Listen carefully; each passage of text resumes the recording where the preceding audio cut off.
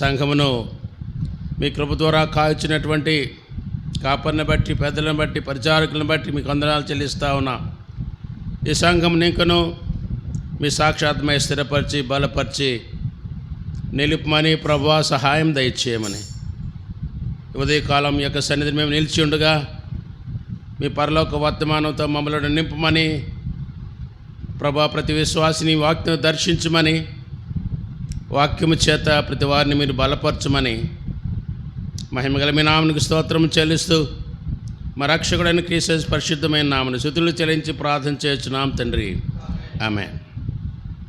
ఇలా మనం చదువుకున్న వాక్య భాగం తిమోతికి రాసిన మొదటి పత్రికలో 3వ అధ్యాయంలో వచ్చిన 14, 15 మనం చదువుకున్నాం. పౌలు రాసినటువంటి 13 పత్రికల్లో కూడా తిమోతికి రాసినటువంటి 2 పత్రికలు, తీతు పత్రిక, ఈ 3 కూడా కాపరి పత్రికలని మనమందరం కూడా ఎరిగినటువంటి సంగతే. కాపరి పత్రికలు సంఘమును కాయ బాధ్యత అప్పగించినటువంటి కాపరులకు ఇవ్వబడినటువంటి హెచ్చరికలను ఈ యొక్క 3 పత్రికల్లో మనం జ్ఞాపకం చేసుకుంటాం. కాపరి పత్రికల యొక్క ప్రాముఖ్యమైన ఉద్దేశము ఏమిటంటే, అప్పగించబడినటువంటి బోధను కాపరులు వారు కాపాడాలి. They have to protect. వారికి అప్పగించినటువంటి అపోస్తుల బోధను వారు కాపాడాలి. They have to protect the apostles doctrine. ఒకసారే అపోస్తులు అప్పగించిన బోధను వారు కాపాడాలి.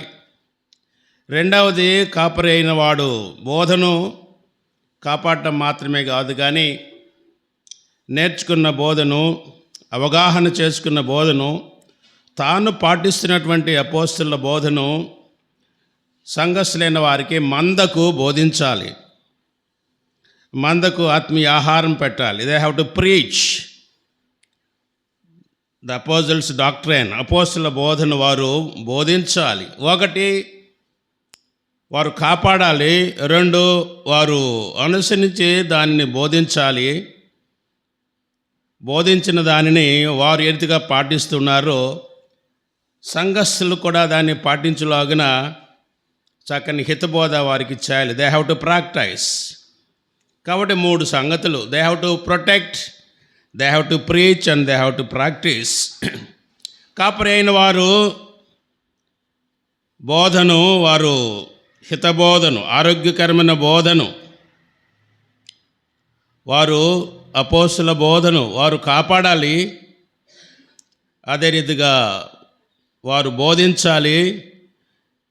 అదే రీతిగా వారు పాటించాలి. ఇతరులు సంఘస్థుల చేత పాటింప చేయాలి. ఆ రీతిగా ఈ 2 పత్రికల్లో కూడా, తిమోతికి రాసిన మొదటి పత్రిక, 2వ పత్రికలో తిమోతికి అలాంటి చక్కని సంగతులు అక్కడ వ్రాయబడ్డాయి. అదే రీతిగా తీతు పత్రికలో బాధ్యత అప్పగించబడిన తీతుకు ఆ సంగతులు వ్రాయబడ్డాయి. తిమోతికి రాసినటువంటి మొదటి పత్రికకు ప్రాముఖ్యమైన ఉద్దేశ్యం అదేమిటంటే, జీవముగల దేవుని సంఘములో, అదే స్థానిక సంఘములో, జీవముగల దేవుని సంఘములో జనులు ఎలాగూ ప్రవర్తించాలో అది వారికి బోధించు, నేర్పించు అని తిమోతికి చక్కని హెచ్చరిక ఇవ్వటమే ఈ పత్రిక యొక్క ఉద్దేశ్యం. తిమోతికి రాసిన 2వ పత్రికలో కూడా ప్రాముఖ్యమైన ఉద్దేశం ఏంటంటే, 2 కూడా కాపరి పత్రికలే, ఎ స్లైట్ వేరియేషన్. తిమోతికి రాసిన 2వ పత్రికలో ప్రాముఖ్యమైన అంశం ఏంటంటే, మొదటి పత్రికలో సంఘానికి సందేశం అయితే, సంఘస్థులకు ప్రవర్తన గురించినటువంటి హెచ్చరికలు, దిద్దుబాటులు, బోధ అయితే 2వ పత్రికలో, తిమోతికి 2వ పత్రికలో పని కలిగినటువంటి సంఘములో పనివాడు తిమోతి. ఆనాడు తిమోతి, ఈనాడు ఆ సంఘాలలో బాధ్యత గలవారు. పని అయిన వానికి అనుగ్రహించమైనటువంటి హెచ్చరికలు మనం చూస్తాం. ఏ రీతిగా సంఘంలో బాధ్యత కలిగి పరిచయం జరిగించే దైవ సేవకుడు ఎంత ధైర్యంగా ఉండాలో, ఎంత జాగ్రత్తగా ఉండాలో, ఎంత స్థిరంగా ఉండాలో, ఎంతగా ప్రభు మాటకు విధేయులై జీవించాలో అనే 4 ప్రాముఖ్యమైన సంగతులు తిమోతికి రాసిన 2వ పత్రికలో మనం జ్ఞాపకం చేసుకుంటాం. మనము ఎన్నుకున్నట్టు వాక్య భాగం తిమోతికి రాసిన మొదటి పత్రిక 3వ అధ్యాయం 14-15 వచనాల్లో మనం జ్ఞాపకం చేసుకుంటా ఉన్నాం. తిమోతికి రాస్తా ఉన్నావు, శీఘ్రముగా నీ యొద్ద కొద్ది నిరీక్షించుచున్నాను. అంటే అపోస్తలుడైన పౌలు ఇప్పుడు చెరసాలలో ఉన్నాడు, రోమా చెరసాలలో ఉన్నాడు. విడుదల అయిన తర్వాత తాను రావుటకు తాను నిరీక్షిస్తూ, ఒకవేళ నేను రావడం ఆలస్యమైతే నా స్థానంలో నీ ఉండి ఇదిగో ఈ బాధ్యత, ప్రభు నాకు అప్పగించిన బాధ్యతను నీ మీద మోపుతా ఉన్నా. You are a responsible person in the assembly. దేవుని సంఘంలో, జీవగల దేవుని సంఘంలో ఒకవేళ నేను ఆలస్యం చేస్తే నీవు జరిగించాల్సిన బాధ్యత ఏమిటంటే, జనులు ఎలాగో ప్రవర్తించాలో, జీవగల దేవుని సంఘంలో జనులు ఏ రీతిగా వారు ఆత్మీయ జీవితంలో వారు ముందుకు సాగాలో వారికి నీవు నేర్పించు అని వారికి అపోస్తలుడైన పౌలు తిమోతికి తెలియజేస్తూ ఉన్నాడు. తాను ఆత్మలో కనేటువంటి తన నిజ కుమారుడైనటువంటి విశ్వాసం బట్టి నా నిజ కుమారుడైన తిమోతికి వ్రాస్తూ ఉన్నానని 1వ అధ్యాయంలో 2వ వచనం మాట రాస్తూ ఉన్నాడు. The sweet relation that is there between Apostle Paul and Timotheus. తిమోతికి అదే రీతిగా అపోస్తలుడైన పౌలుకు ఉన్నటువంటి ఆ యొక్క తండ్రి కుమారుల సంబంధం, ఆత్మీయ తండ్రి కుమారుల సంబంధాన్ని మనం అక్కడ 2వ వచనం మనం చూస్తాం. తిమోతి అంటే అర్థం ఏంటంటే దేవుని ఘనపరచువాడు. తిమోతి అనగా దేవుని ఘనపరచు. ఆ పేరులోనే ఒక చక్కని సందేశం ఉంది, ఆ పేరులోనే ఒక చక్కని ఉపదేశం ఉన్నది. ఆ ఉపదేశం యొక్క సారం ఆ పేరులో మనం చూస్తాం. తిమోతి అంటే దేవుని ఘనపరచువాడు. తిమోతి దేవుని ఘనపరచువాడుగా ఇప్పటికే మంచి సాక్ష్యాన్ని పొందినవాడు. తాను జన్మించి జీవించినటువంటి పట్టణంలో లొస్త్రలోనూ యూకీలోనూ 2 పట్టణాల్లో కూడా మంచి పేరు పొందినవాడుగా, తద్వారా దేవుని నామానికి మహిమ తెచ్చేవాడుగా, దేవుని ఘనపరిచేవాడుగా ఉన్నాడు. పేరుకు మాత్రమే తిమోతి కాదు కానీ తీరు కూడా తిమోతినే. విశ్వసించిన యూదురాలు యొక్క కుమారుడు. తల్లి పేరు యూనికే. యూనికే అంటే జయించుట. తల్లి పేరు యూనికే. తల్లి యూదురాలు, తండ్రి గ్రీకు దేశస్థుడు అయినా కానీ తల్లి యొక్క ఆత్మరక్షణ బట్టి తండ్రి రక్షింపబడకపోయినా కానీ, అన్యుడుగా ఉన్నా కానీ, తండ్రి యొక్క భక్తి జీవితం కుమారునికి ఎంత ఆత్మీయ మేలు కలుగజేసిందో మనం చూస్తాం. అబడిన బాల్యం నుండి కూడా పరిశుద్ధ లేఖనాలలో ఆ తల్లి పెంచడం ద్వారా బాల్యం నుండి అనేక ఆత్మీయ సంగతులు నేర్చుకున్నవాడు. నేర్చుకున్న తిమోతికి అపోస్తలుడైన పౌలు చక్కని హితబోధ చేస్తా. ఇప్పటికే నువ్వు నేర్చుకున్నటువంటి సంగతులు, లేఖనాల సారాన్ని, లేఖనాల్లో పట్టు కలిగిన వాడు, లేఖన సత్యాలను, విశ్వాస సంబంధమైన సుబోధను, భక్తికి ఆధారముకు సత్యవిజన అనుభవ జ్ఞానం, భక్తిలో స్థిరపడినవాడు, బలపడినవాడు, తన స్థానిక సంఘంలో విశ్వాసం ఎలాగా భక్తిలో బలపరచాలో, భక్తికి ఆదాయం ఎవరో కూడా తెలియజేస్తడం ఈ 1 తిమోతి పత్రికలో 3వ అధ్యాయం 16వ వచనంలో. భక్తికి ఆధారం ప్రభువే. ఆయన జన్మ, ఆయన జీవితం, ఆయన యొక్క పరిచర్య, ఆయన యొక్క శిలువ పరిచర్య, ఆయన మరణం, ఆయన పునరుద్ధానం, ఆయన ఆరోహణం, ఈ రీతిగా భక్తికి ఆధారం ప్రభు గురించిన సంగతులే, ఆ మాటలే తిమోతి రాసిన మొదటి పత్రిక 3వ అధ్యాయం 16వ రాస్తాడు. కనుక ఈ విషయాలన్నీ ఇప్పటికే తిమోతి ఎరిగినవాడు ప్రభుని ఘనపరుస్తూ జీవిస్తూ ఉన్నాడు. ఈ ఉదయకాలం నీవు నేను కూడా ప్రభు రక్తంలో కడబడినటువంటి పరిశుద్ధులముగా నమ్మిన ప్రతి వారం కూడా మనం పరిశుద్ధులమని పేరు పెట్టబడ్డాం. కొలసీ పత్రికలో చూస్తే అక్కడ చూస్తాం ప్రభునందు పరిశుద్ధులైన వారు. ఫిలిప్పీ పత్రికలో కూడా వారు ప్రభునందు పరిశుద్ధులు. ఏ సంఘంలో చూసినా కానీ నమ్మిన విశ్వాసులు ఈ లోకము నుండి, పాపము నుండి, శాపము నుండి విమోచించబడి ప్రభులోకి వచ్చిన వారు పరిశుద్ధులని మనం చూస్తాం. కొలసీ ఒకటిలో చూద్దాం. కొలసీలో ఉన్న పరిశుద్ధులకు, కొలసీ సంఘంలో ఉన్నవారు ఎవరట? పరిశుద్ధులు. దే ఆర్ ద సెయింట్స్ కదా, they are the holy people. పరిశుద్ధులు, ప్రభునందు పరిశుద్ధులు. ప్రభుకు వేరుగా కాదు కానీ దే ఆర్ ప్రభునందు, ప్రభు కడుగబడిన పరిశుద్ధులు. అదే రీతిగా ఫిలిప్పీ పత్రికలో, అదే రీతిగా ఏ పత్రిక చూసినా ప్రతి పత్రికలో పరిశుద్ధులు పరిశుద్ధులు పరిశుద్ధులని విశ్వాసులు పిలువబడుతూ ఉన్నారు. నీవు నేను కూడా ఆయా స్థానిక సంఘాల్లో మనం ప్రభు కృప చొప్పున నాటబడిన వారు కదా. దేవుని సంఘంలో మనం నాటబడినటువంటి చెట్ల. మనము దేవుని కృప ద్వారా దావీదు మహారాజు 52 కీర్తనలు అన్నట్లుగా నేను దేవుని మందిరంలో నాటబడిన పచ్చని ఒలీవ మొక్క వలె ఉన్నాను అంటాడు. నీవు నేను కూడా దేవుని మందిరంలో నాటబడినటువంటి మొక్కలం. మనము పరిశుద్ధంగా ప్రభులో ముందుకి సాగటం దేవుని యొక్క ఉద్దేశం. పేరుకు పరిశుద్ధులు మాత్రమే కాదు కానీ తీరు కూడా మనం పరిశుద్ధంగా జీవించవలసిన వారమై ఉన్నాం. ఉదయకాలం జ్ఞాపకం చేసుకుందాం. తిమోతి అంటే దేవుని ఘనపరచువాడు. మనం ఈ లోకలు జీవిస్తుండగా ప్రభుని ఎలాగా ఘనపరచగలం? ఒక 3 సంగతులు చూద్దాం. తిమోతి దేవుని ఘనపరచువాడు. నీవు నేను ప్రభుని ఎలా ఘనపరచగలం? మన సాక్షార్థమైన జీవితాన్ని బట్టి ప్రభుని మనము ఘనపరచగలం. తిమోతి కూడా బాల్యం నుండి నేర్చుకున్నటువంటి లేఖన సత్యాలను తన హృదయంలో నింపుకొని వాక్య వెలుగులో తాను జీవిస్తూ, పాపమునకు దూరంగా జీవిస్తూ, పవిత్రంగా జీవిస్తూ, ప్రత్యేకంగా ప్రభుకై తన ఆత్మీయతను కొనసాగిస్తూ ఉండగా తిమోతి మంచి సాక్ష్యాన్ని పొందగా మన సాక్ష్య జీవితాన్ని బట్టి ప్రభువును మనము ఘనపరచగలం. అలా ఘనపరిస్తే కదా ప్రభు నన్ను ఘనపరిచేవాడు, నన్ను ఘనపరచువారు నేను ఘనపరచుదును. కాబట్టి ఉదయకాలం జ్ఞాపకం చేసుకుందాం. సంఘం స్థాపించబడి 3 శతాబ్దాలు దాచిపోయింది. 38వ సంవత్సరం ప్రవేశించాం కదా.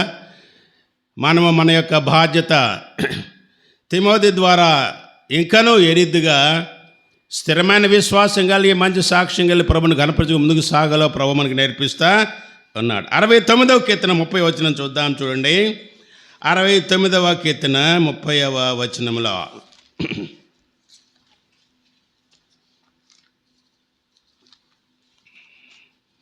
69వ కీర్తన.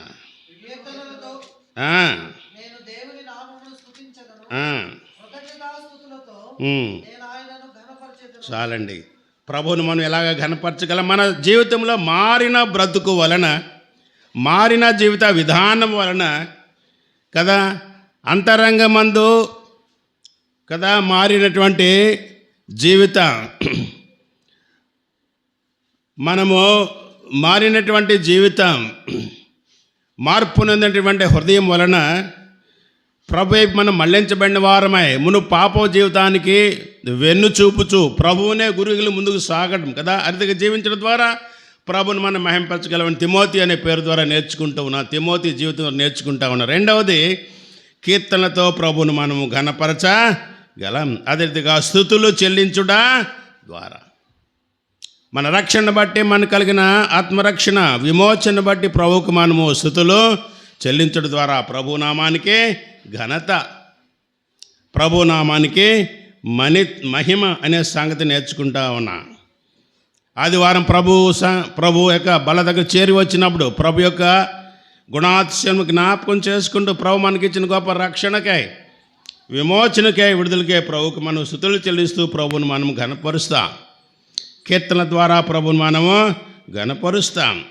2 విషయాలు చూసాం. అనుదిన జీవితంలో మారిన ప్రవర్తన ద్వారా ప్రభు ఘనత, రెండవది కృతజ్ఞతాస్తుతుల ద్వారా, పాటల ద్వారా ప్రభుకి ఘనత. 3వది చూద్దాం. సామెతల గ్రంథం 14:31.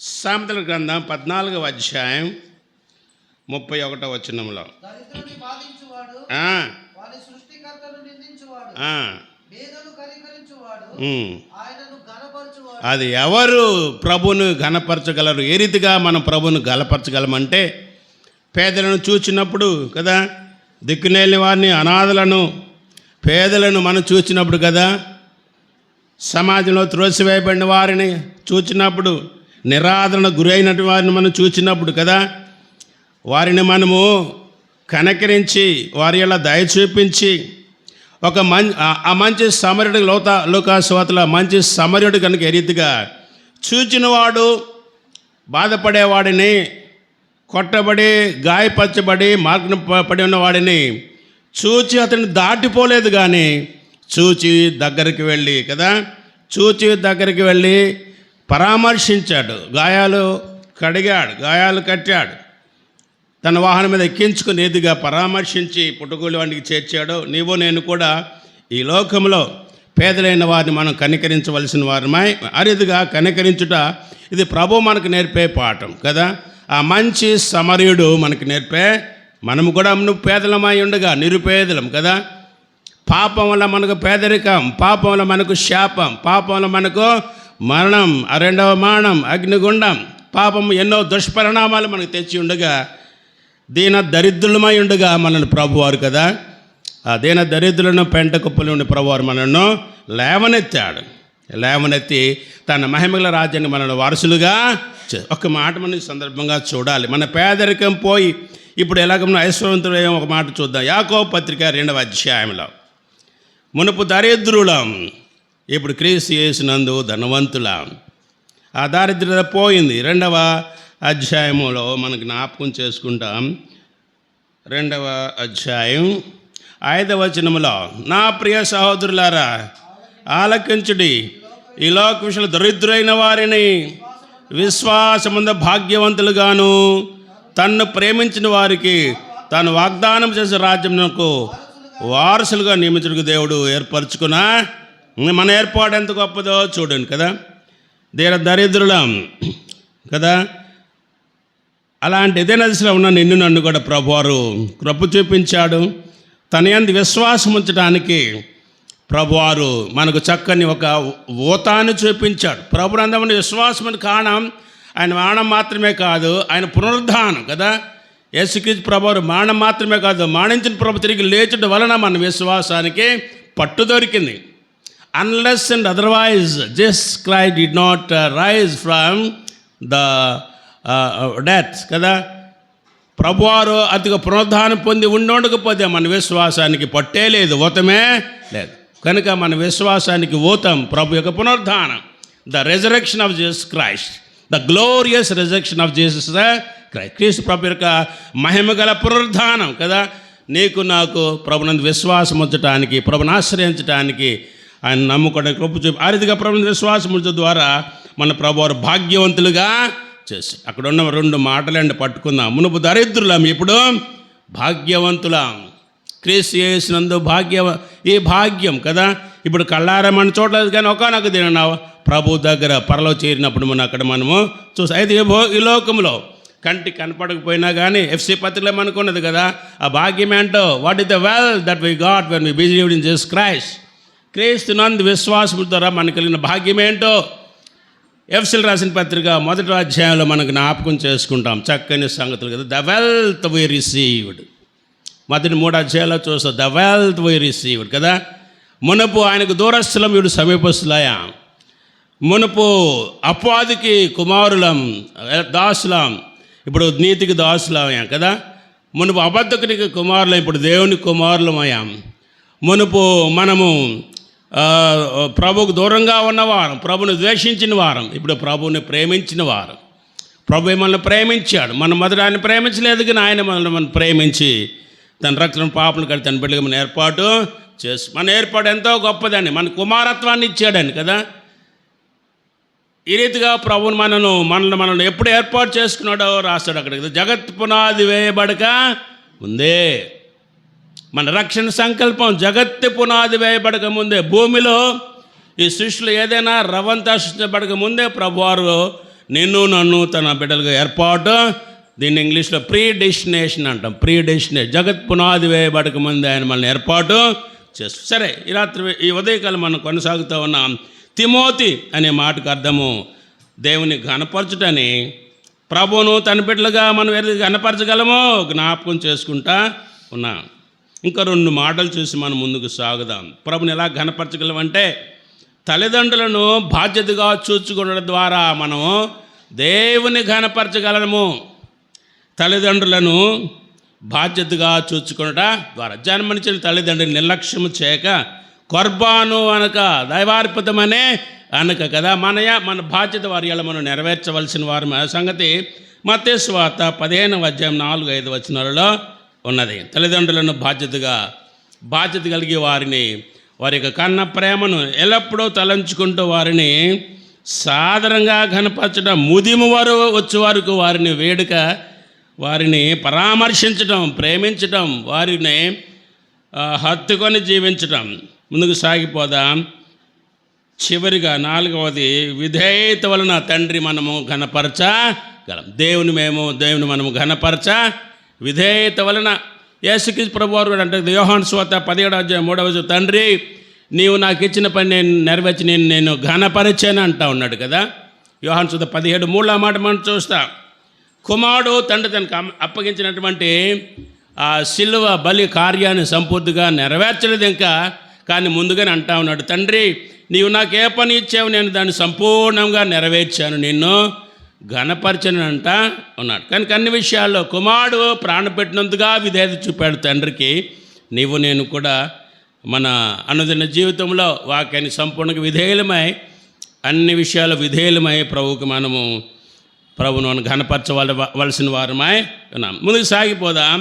మనం ఎన్నుకున్న వాక్య భాగానికి వెళ్దాం. తిమోతికి రాసిన మొదటి పత్రిక 3వ అధ్యాయం 14-15 వచనాల్లో అక్కడ అంటూ ఉన్నాడు కదా, నేను ఆలస్యము చేసిన ఎడల జీవముగల దేవుని సంఘములో అనగా జీవముగల దేవుని సంఘంలో జనులు ఎలాగో ప్రవర్తింపాలన్నది నీకు తెలియని వెళ్ళని ఈ సంగతులు నీకు వ్రాయుచున్నాను. జీవముగల దేవుని సంఘంలో ప్రభు తన స్వరక్తి సంపాదించిన సంఘం, అది జీవముగల సంఘం కదా. సజీవులు నిలిచి ఉన్నదే, సజీవులకు చేర్చబడినటువంటి విశ్వాసుల సమూహమే సంఘం. పిలువబడిన వారి యొక్క సమూహమే సంఘం. ఎక్లీజియా అంటాం కదా. పిలువబడ్డాం, పాపం నుండి పిలువబడ్డాం, శాపం నుండి పిలువబడ్డాం, ధర్మశాస్త్ర ఒకదుని మనం పిలువబడ్డాం. ప్రభు యొక్క మహిమగల పిలుపుతో పిలువబడ్డాం. ఆయన పిలుపు మహిమగల పిలుపు, ఆయన పరలోక పిలుపుతో మనము పిలువబడ్డాం. లోకము నుండి, శాపం నుండి, పాపం నుండి పరలోక పిలుపుతో మనం పిలువబడ్డాం.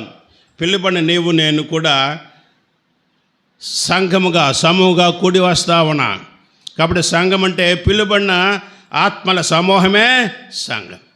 4 గోళ్ళ ఉంటే, పైన కప్పు ఉంటే అది సంఘం కాదు. కానీ ఏది సంఘం అంటే సజీవుడైన క్రీస్తు ప్రభువునందు విశ్వాసం ఉంచి ఆత్మ రక్షణ పొంది, పాప క్షమాపణ పొంది సజీవులకు చేర్చబడిన వారు ఆత్మల సమూహమే సంఘం. ఇలాంటి సంఘములోనంట జనులు ఎలాగ ప్రవర్తించాలో నీవు వారికి తెలియచేయని అంటా ఉన్నాడు. అది నీకు తెలియను అంటా ఉన్నాడు కదా. జనులు ఎలాగ ప్రవర్తించాలి, ఇది నీకు తెలియవలని ఈ సంగతులు నీకు వ్రాయుచున్నాను. ఇప్పటికే తిమోతి బాల్యం నుండి కూడా రక్షణ గురించి, సంఘాన్ని గురించి, సంఘం యొక్క మనుగడను గురించి, ఈ సంగతులన్నీ కూడా బాల్యం నుండి నేర్చుకున్నవాడట. తెలియను అనే మాట అక్కడ ఉన్నది కదా. ఎలాగా తెలియను, ఎప్పటి నుంచి తెలుసుకున్నాడో, ఎలాగా తెలుసుకున్నాడో అంటే తిమోతి ఇప్పటికే నేర్చుకున్నవాడు. దానికి సంబంధించి ఒక ఆధారం చూద్దాం. దానికి సంబంధించి రెండవ తిమోతి పత్రికలో అపోస్తలుడైన పౌలు రాసినటువంటి తిమోతికి రాసిన రెండవ పత్రిక అపోస్తలుడైన పౌలు రాసినటువంటి ఒక మాటను మనం జ్ఞాపకం చేసుకుందాం. తిమోతికి రాసినటువంటి రెండవ పత్రిక 3వ అధ్యాయం 10వ వచనం చూద్దాం. చూడండి 3:10లో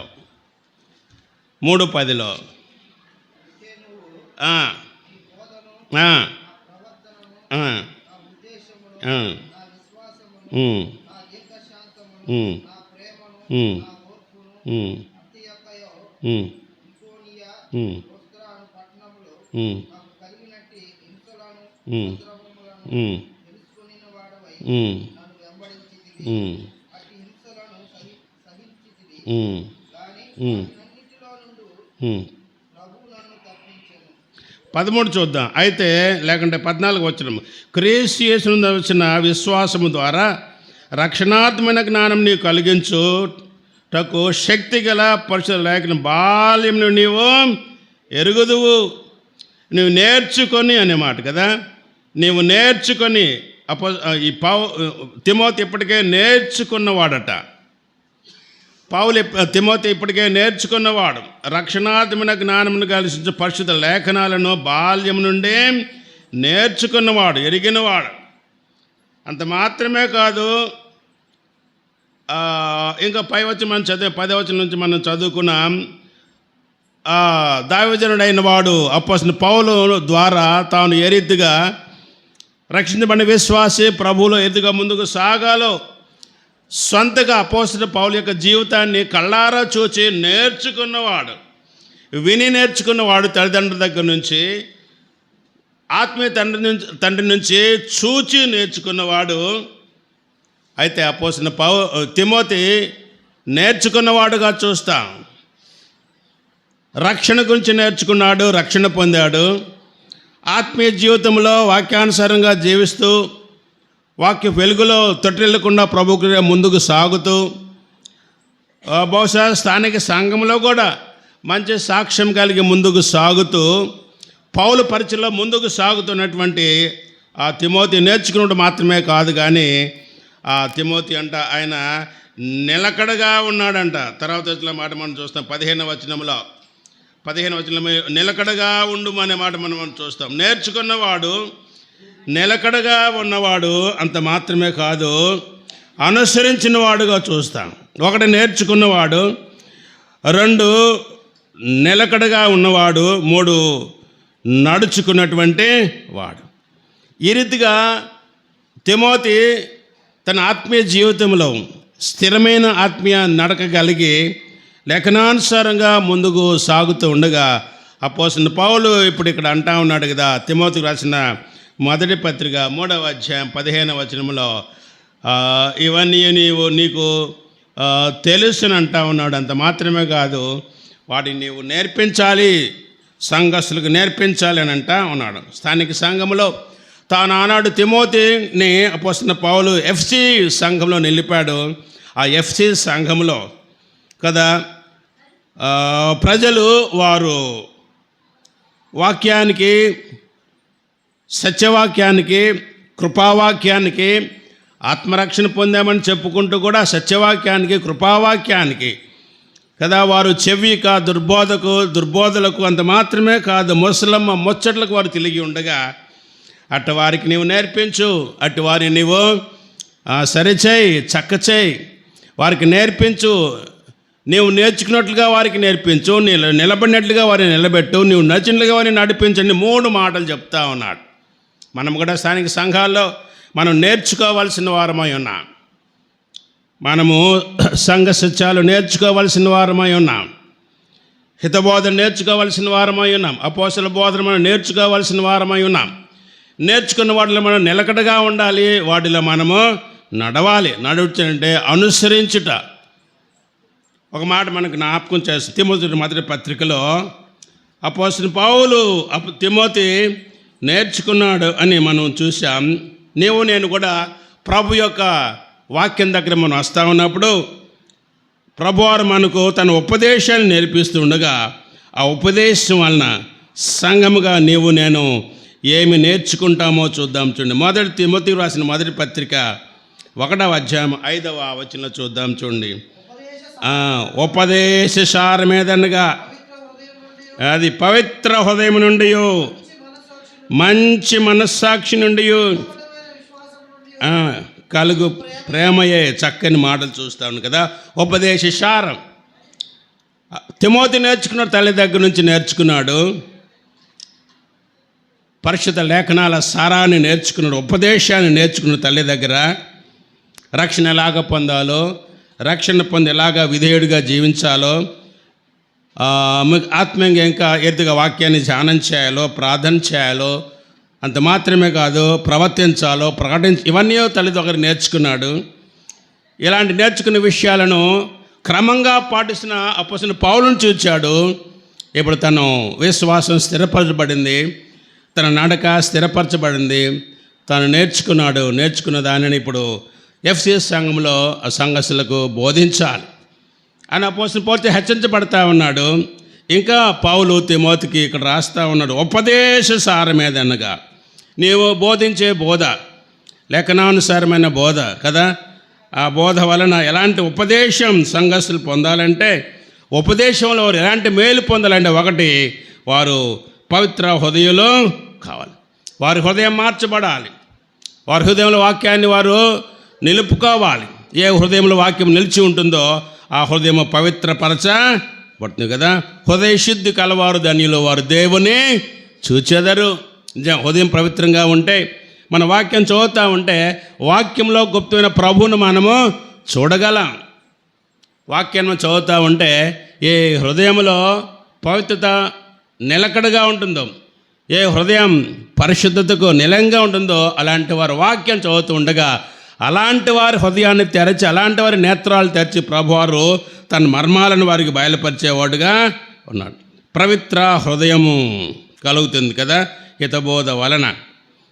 విశ్వాసులు ఇంకా పరిశుద్ధులను అతి పరిశుద్ధుల కొరకు నడిచేవారుగా ఉన్నారు. వాక్యాన్ని ధ్యానించడం వలన పవిత్రంగా జీవించాలన్న ఆశ మనకు ఒక్కొక్కరు ఒక దానియేలు వలె పవిత్రంగా జీవించాలని, తమ పవిత్రతను కాపాడుకోవాలని, ఒక్కొక్కరు ఒక యోషేపు వలె తమ పవిత్ర జీవితాన్ని పవిత్రంగా జీవించడానికే సంకల్పించుకోవాలని, ఈ రీతిగా పవిత్ర జీవితం కదా మనకు అలవడుతుంది. స్థానిక సంఘంలో పరిశుద్ధులంగా పవిత్రంగా ప్రభు కొరకే జీవించుట కొరకై పవిత్ర రేఖలను మన దినదినము ధ్యానించవలసిన వారమై ఉన్నాం. యవనస్తులు దేని తన నడకను శుద్ధి చేసుకుందరు కదా, దాన్ని హృదయంలో ఉంచుకున్నది వలన జాగ్రత్తగా చూచుకున్న చేతనే కదా అని మాట మనం చూద్దాం. 119వ కీర్తన చూద్దాం. 119వ కీర్తన వాక్యాన్ని చదువుతూ ఉన్నప్పుడు కదా, వాక్యాన్ని తెరచి, గ్రంథాన్ని తెరచి మనం చదువుతూ ఉండగా వాక్యం మన హృదయం నిలవాలి. నిత్య హృదయం ద్వారా, మాటల ద్వారా మనము పరిశుద్ధంగా జీవించడానికి ప్రభు సహకరించేవాడుగా ఉన్నాడు. చూద్దాం. 119వ కీర్తన 10వ వచనంలో, 119వ కీర్తనలో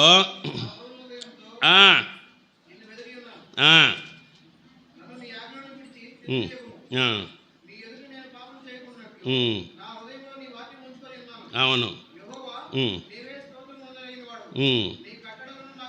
చాలు 9 చదువు. 9 యవనస్తులు దేని చేత తన శుద్ధి చేసుకుందరు, నీ వాక్యం బట్టి దాన్ని జాగ్రత్తగా చూచుకుంటుంది కదా. యవనస్తులేమి అన్ని వయసుల వారు, ఆయా వయస్సుల వారు కదా, అన్ని మానవ జీవితంలో అన్ని వయస్సుల వారికి కదా దేని వాక్యం అంతా ప్రయోజనకరమైనదో. పరిశుద్ధాత్మకు యవనస్తుల గురించి ప్రస్తావన చేశాడు, కానీ మనం ఇది అందరికీ అన్వయించుకుంటే వాక్యం అంతా ప్రయోజనకరము కదా. నీ వాక్యం, దేవుని వాక్యం మన హృదయంలో నిలిచినప్పుడు అది మనం పవిత్రంగా జీవించడానికి మనకి సహకరించేదిగా ఉన్నది. యోహాను సువార్త 15వ అధ్యాయంలో కూడా చూద్దాం. చూడండి, ద్రాక్షవల్లి నేను, తీగలు మీరు అని అక్కడ తెలియచేస్తూ, ఎవని యందు నా వాక్యం నిలిచిన వాడు బాగా ఫలిస్తాడని తెలియజేసే ఆ సందర్భంలో దేవుని వాక్యం ఆయనలో మనం నిలిచడం ద్వారా ఆయన వాక్యం అంట మనల్ని పరిశుద్ధపరుస్తున్న, పవిత్రులుగా చేస్తున్నాడు. చదవండి 15:3. నేను మీతో చెప్పిన దాన్ని బట్టి మీరు ఇప్పుడు పవిత్రులై ఉన్నారు. నా మాటలను బట్టి, నా మాటలు మీరు విన్నారు, విని వదిలిపెట్టలేదు, కానీ నా మాటలు మీ హృదయంలో చేర్చుకునే ద్వారా, నా మాటలు మీలో చేర్చుకునే ద్వారా మీ హృదయాలు పవిత్రపరచబడ్డాయి. కనుక వ్యక్తి జీవితం పవిత్రపరచడానికి ఒకే ఒక ప్రాముఖ్యమైనటువంటి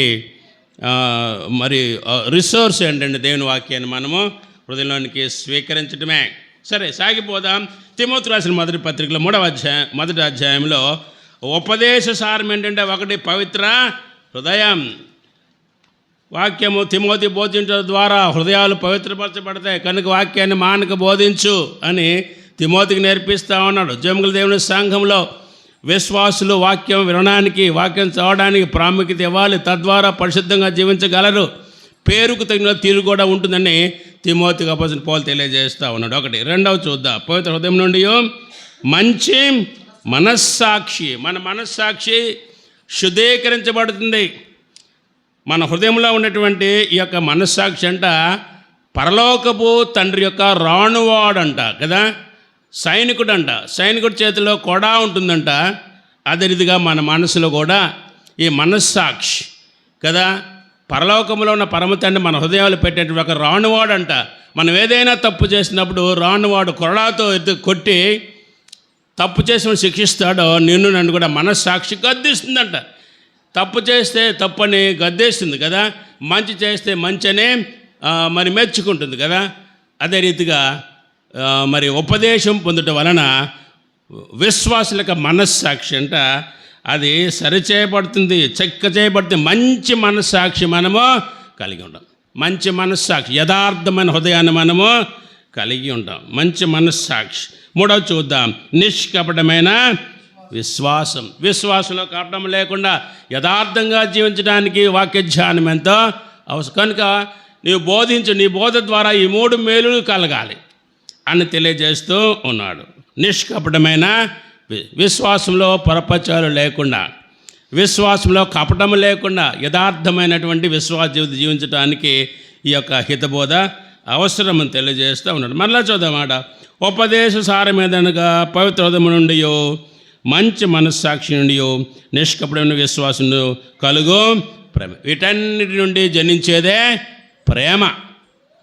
విశ్వాసం యొక్క అల్టిమేట్ గోల్ కదా, హితబోధ యొక్క అల్టిమేట్ గోల్, ఉపదేశం యొక్క అల్టిమేట్ గోల్ ఏంటంటే, ప్రాముఖ్యమైనటువంటి గురి ఏమిటంటే ప్రేమ మన హృదయాల్లో జనించాలి. ఆ ప్రేమ మన హృదయాల్లో ఇప్పటికే రక్షణ పొందినప్పుడు ప్రభు మన హృదయాలు తన ప్రేమను కృమ్మరించాడు. కృమ్మరించబడిన ఆ ప్రేమను మన జీవితాల్లో మనం ప్రజ్వలింప చేయవలసిన వారమై ఉన్నాం. కనుక ప్రభు ప్రేమను మనం పూర్తిగా ఎరిగిన వారమై, నేర్చుకున్న వారమై, ప్రభు ప్రేమను ఈ లోకలు మనము ప్రచురింపజేయవలసిన వారమై ఉన్నాం. కనుక ఈ రీతిగా తిమోతికి అపోస్తలుడు పౌలు హెచ్చరికిస్తూ ఉన్నాడు. జమ్ముల దేవుని సంఘంలో జనులు ఈ రీతిగా ప్రవర్తించాలి. పవిత్ర హృదయం కలిగి ప్రవర్తించాలి. మంచి మనస్సాక్షి కలిగి ప్రవర్తించాలి.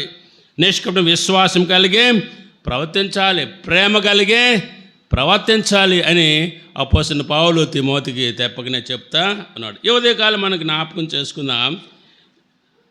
అపోస్తలుడు పౌలు తిమోతికి ఈ సంగతులు వ్రాస్తూ ఉండగా నీవు నేను కూడా మన ఆత్మీయ జీవితంలో మనం ఏమేమి సంగతులు మనము నేర్చుకోవాలో తిమోతికి నేర్పిస్తూ ఉన్నాడు. ఈ సంగతులు వారికి నేర్పించని. ఇంకా గ్రంథంలో మనం జ్ఞాపకం చేసుకుంటే, గ్రంథంలో ఆ సందర్భాల్లో మనం జ్ఞాపకం చేసుకుంటే మరి మనం ఏమేమి నేర్చుకోవాలో ఒక 3 సంగతులు చెప్పి నేను ముగిస్తాను. చూడండి, 3 సంగతులు చెప్పి నేను ముగిస్తాను. ఎపఫ్రా కొలస్సీ రాసిన పత్రికలో ఆ స్థానిక సంఘస్థులకు నేర్పించాడంట. ఏమి నేర్పించాడో చూద్దాం. కొలస్సీ రాసిన పత్రిక 1వ అధ్యాయం 7వ వచనంలో, కొలస్సీ రాసిన పత్రిక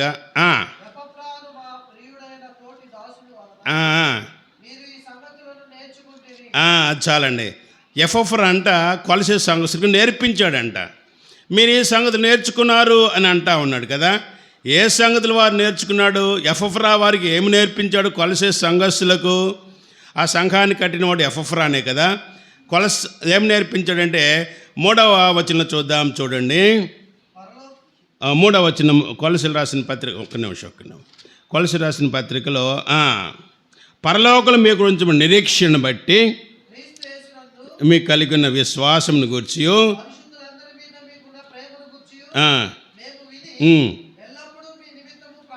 చాలు. వీరంటే 3 విషయాలు నేర్చుకుని. 1 నిరీక్షణ, 2 విశ్వాసం, 3 ప్రేమ. విశ్వాసము, నిరీక్షణ, ప్రేమ. ఈ మూడు గురించి ఈ యొక్క ఎపఫ్రా కొలసీ సంఘస్థులకు నేర్పించాడంట. ఇందాక తిమోతికి నువ్వు హితబోధ చేయ వారికి దానివల్ల ఈ మేలు కలుగుతుందని వారికి తెలియజేసి 1వ అధ్యాయం 5వ వచనంలో తిమోతి నేర్పించేవాడుగా ఉన్నాడు ఒకటి, ఇక్కడ ఎపఫ్రా కూడా నేర్పించేవాడుగా ఉన్నాడు. కొలసీ సంఘస్థులకి విశ్వాసాన్ని, నిరీక్షణ, ప్రేమను వారికి నేర్పిస్తూ ఉన్నాడు.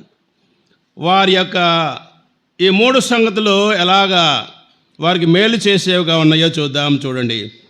1, పరలోకంలో మీ కొరకు ఉంచబడిన నిరీక్షణ. కొలసీ సంఘస్థులకి నిరీక్షణ అంట, అది పరలోకాన్ని గురించినటువంటి నిరీక్షణ. ఈ లోకమని శాశ్వతం కాదు, పరలోకమే శాశ్వతం. ప్రభు అక్కడ ఉన్నాడు, మన బహుమానాలు అక్కడ ఉన్నాయి, మన జీవము క్రీస్తు యేసునందు భద్రపరచబడి ఉన్నది కదా అని ఈ రీతిగా ఆ పరలోకాన్ని గురించి నిరీక్షణ గురించి ఎపఫ్రా వాడికి తెలియచేసాడంట.